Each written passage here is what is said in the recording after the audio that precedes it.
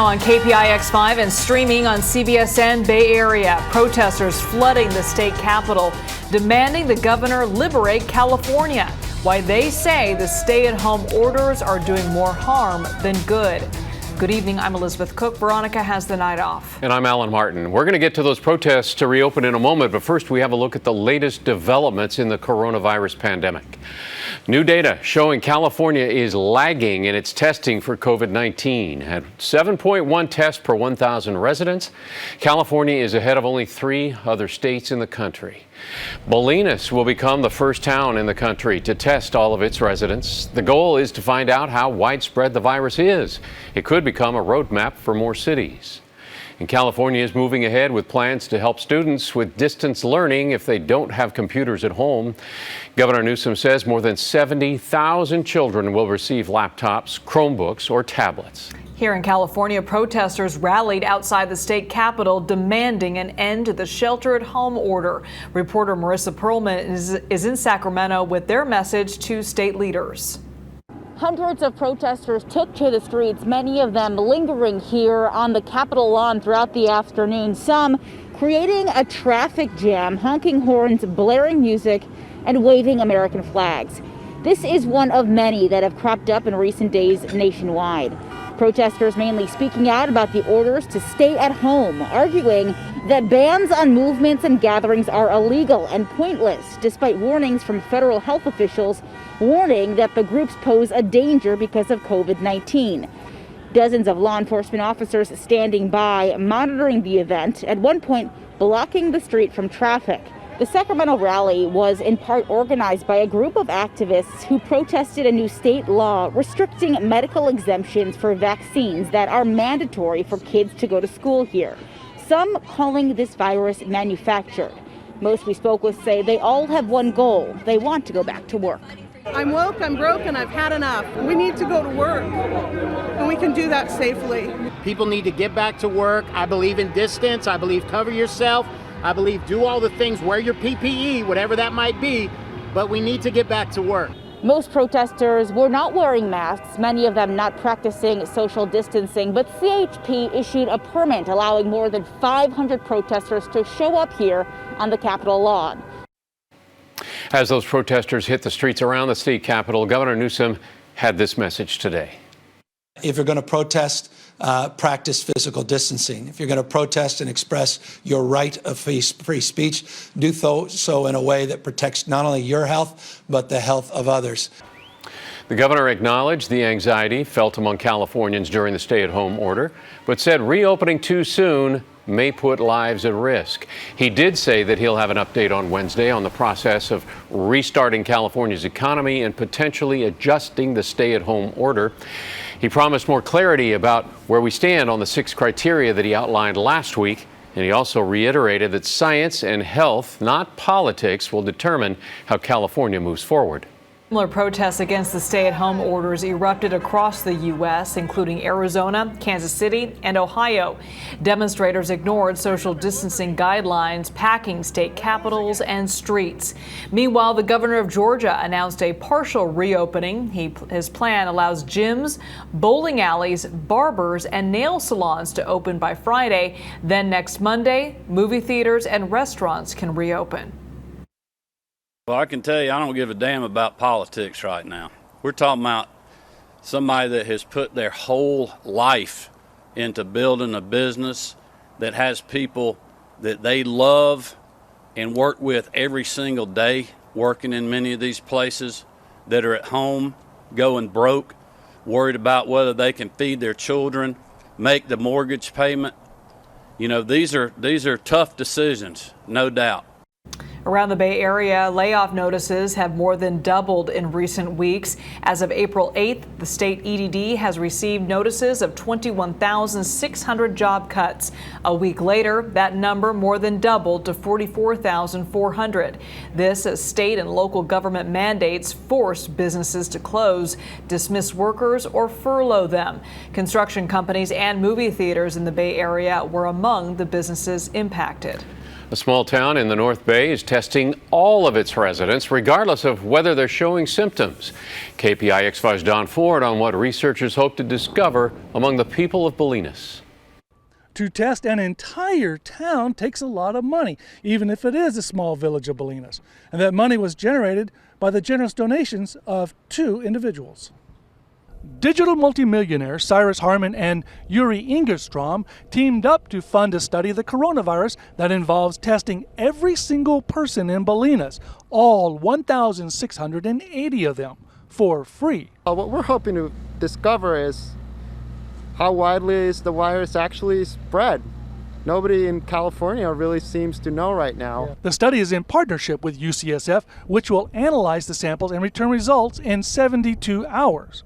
BOLINAS folks must first make an appointment online, then drive up to this pop-up testing facility where hospital specialists swab throat and nose, then take blood samples from fingertip pricks, all while you sit in your car. And all of that testing is done by licensed medical professionals. These are phlebotomists that work in hospitals or actually professionally get lab samples from homebound people. All volunteers. Folks in BOLINAS are very concerned about the virus, and signs at the entrance to town say things like BOLINAS closed to visitors, surfers stay home, save lives, and straight to the point, turn around if you are not from here and don't come here. Folks in town were surprised when they heard it was all free. There was a lot of suspicion, of course, because the people with a lot of money are not really usually part of the community. They just come and use their houses, their 3rd or 4th house. But these people seem to really care about the community. There are no confirmed cases in BOLINAS as of yet, and results will be ready later this week. One person told me off camera that the testing program could cost nearly $250,000. In BOLINAS, Don Ford, KPIX 5. In Washington, lawmakers are closing in on a deal after funding ran out to help small businesses. Now, President Trump says a vote on the relief program could come as soon as tomorrow. CBS reporter Natalie Brand is at the White House with details about a call between the administration and state governors today. Natalie? Yeah, we've learned that some of the Democratic governors on that call urged the vice president who is leading the call for help in telling the public to listen to those stay-at-home orders and state restrictions in light of some of the protests we saw nationwide over the weekend. Testing, we've learned, was also a key focus on that call, and again, a focus during tonight's White House press briefing. Look at this. These are all locations. The president held up the list of testing locations given to governors. That's a lot of locations. As he continues to defend his administration's efforts. Is it 5,000? Some governors say they need more federal help with supplies. I'd like the federal government to help on those supply chain issues. Lawmakers are working on securing more funding for hospitals and testing as part of the deal to replenish the Paycheck Protection Program for small businesses. Negotiators say it could pass by later this week. A lot of progress has been made on that, tremendous progress. It's a great plan. It's helped a lot of people. So we hope to have a vote maybe tomorrow in the Senate. Meanwhile, one major company, Shake Shack, announced it is giving back its $10 million loan from the program. Their issue was the franchises qualified, but they decided it wasn't the right thing. White House economic advisors warn second quarter GDP numbers could be the lowest since the Great Depression, but they believe the economy will bounce back when the country reopens. Meanwhile, a group of Senate Democrats, including California's, wrote a new letter to the administration today asking about efforts being taken to protect the nation's food supply and essential workers in that field, given the reports about illness in meat packaging plants, processing facilities, and also some grocery stores. They want to know what is being done to readily test these essential workers. Also important to note that in the new bill currently being negotiated by lawmakers, there is additional funding, federal funding for more testing, in addition to the additional funds for small business relief. At the White House, I'm Natalie Brand, KPIX 5. An East Bay refinery is shutting down because of plummeting demand for gasoline. Chopper 5 over the Marathon Martinez refinery this afternoon. The company says that demand has dropped by 60% since the Bay Area shelter-in-place order kicked in last month. Work to wind down production began yesterday. It's going to continue for about a week. And then after that, full-time employees will stay on for maintenance and training. But hundreds of contractors are losing their jobs.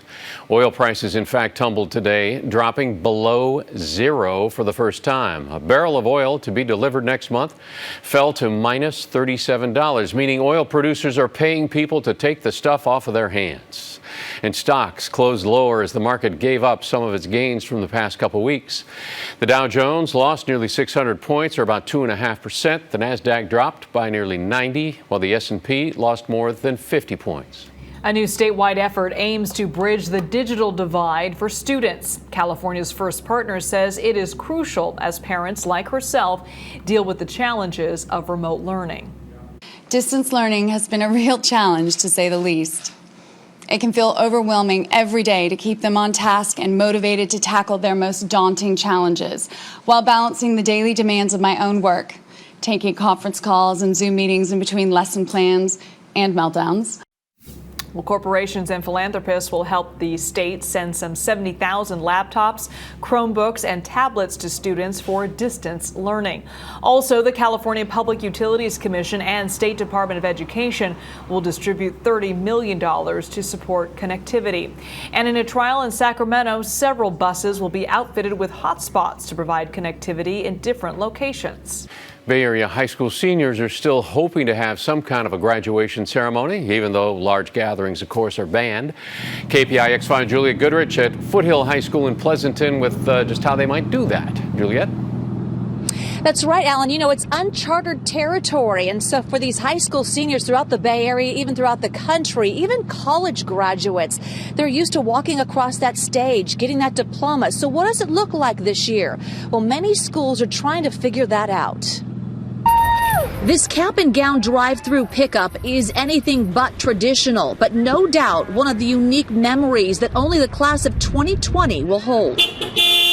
It's nice to see the support the teachers and staff showed us. You know, they've been with us for the last 4 years, and it's kind of like our family growing up. And to see them gone in this way and not in graduation, it's sad, of course, but just to know that they, you know, really care about us. Across the Bay Area and country, schools are canceling their commencement ceremonies. So is there an alternative? We're looking at options and, you know, seeing what it's going to look like as far as loosening up any of these lockdown parameters for folks.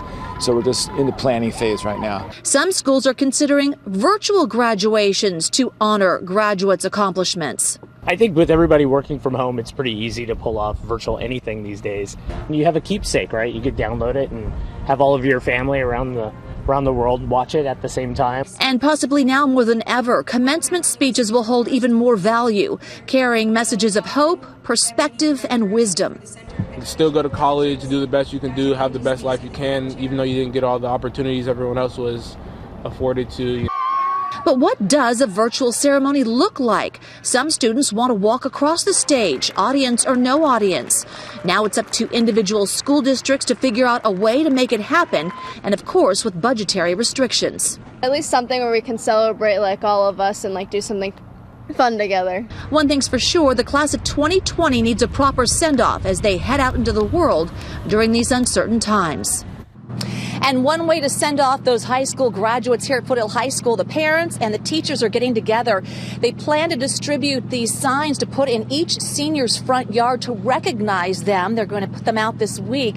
The signs reading, Foothill High School class of 2020, we stand together, albeit 6 feet apart. In Pleasanton, Juliet Goodrich, KPIX 5. Well, still ahead on KPIX 5 and streaming on CBSN Bay Area. Canadians coming to grips with the deadliest shooting in their history. The search for a motive in the wake of a 12-hour rampage. Plus, it's a place that depends on tourists. But now the threat of a $1,000 fine for visiting Lake Tahoe. And you can actually see the grass on Hippie Hill this 420. The tough measures to keep cannabis partiers away. A cool start to the work week, but we're in for a big warm-up as we head through this last full week of April, and we're tracking a couple showers in the high-def Doppler. I'll show you those coming up in your forecast.